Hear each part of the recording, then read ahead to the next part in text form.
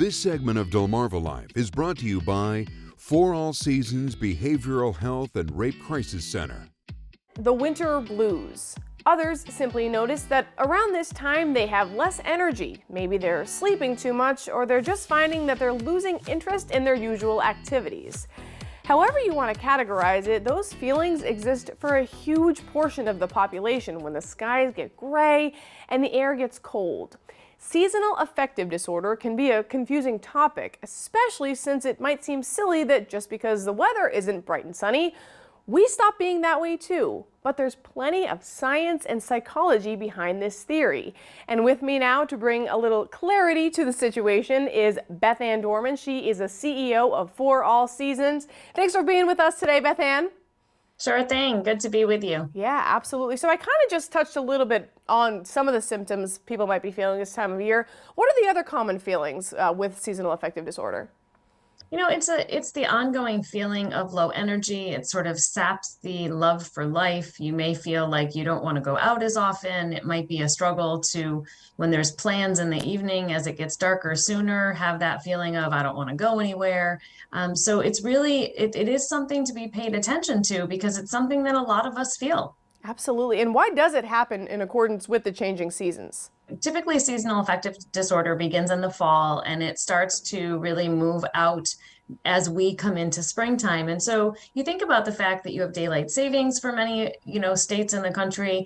So it's darker sooner and there's more gray skies because the weather is not bright and sunny all the time. And when you think about those rainy days, I don't know about you, Katie, but for me, like when it's raining outside, I just want to hunker in and stay home. Yes. So when you think about that for months at a time, where the sunlight is less and less each month, it really puts us in a mode of, it really clouds the brain's drive to be able to get out and do things the way that we see happening in the spring and summer months. Totally get that. And is there a way, we know what's coming when we're getting towards winter. Is there a way to prepare ourselves better? Sure. Yeah. I think some of it is about being intentional with time. And so maybe it's about getting outdoors in the sunlight a little bit more. So maybe, we are using sun lamps at home. You can purchase a sun lamp, which gives you the same effect as sunlight. And it really does work with your body to be able to respond to that light. So maybe it's about taking a walk in the afternoon before it's dark out. If that's not possible,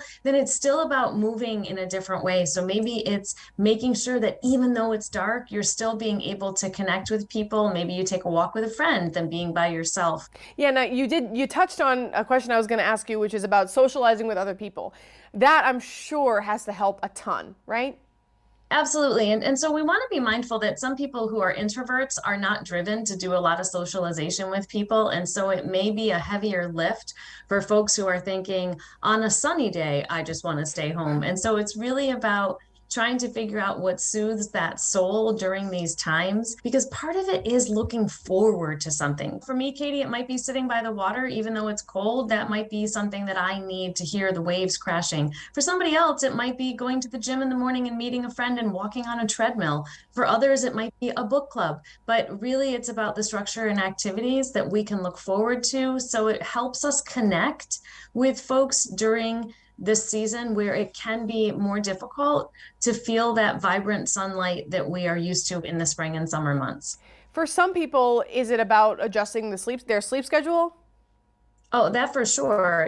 When it gets darker out, do you ever have those nights where it's like 5 o'clock and you feel like it's midnight? Yeah. And so we have to be able to, again, think through what is going to help us the most. If you are someone who's noticing that you're going to bed later or you're sleeping more, it might be setting an alarm. It might be intentionally thinking through the schedule of, okay, today I'm going to stay out a half an hour later than I normally would so that I can make sure that I'm staying on a good schedule, and sharing with folks. If you're feeling like you're getting too much sleep, or someone says, hey, I've noticed that you're sleeping a lot more, it might just be having some friends and or family to come alongside of you and be accountability partners as we try to shift some of those patterns. It makes so much sense. This is so much good information. So I would assume that obviously you know this, but people might not know this. They might struggle with this. And you guys, of course, at For All Seasons can help folks with this, right? Absolutely. You know, we all struggle with mental health symptoms from time to time. We used to talk about diagnosis. We've really moved into talking about the symptoms because we've all felt that slump at some point in our lives. And so our office is here and we have hotlines for folks. If it's after hours and you're struggling, all you need to do is pick up that phone and we are available for appointments. And we're here to talk you through whatever you may need. You're such a great resource for the community. Thank you so much, Beth Anne Dorman, of course, for talking to us this afternoon. This is such good information. Thank you. Have a great day. All right, you too.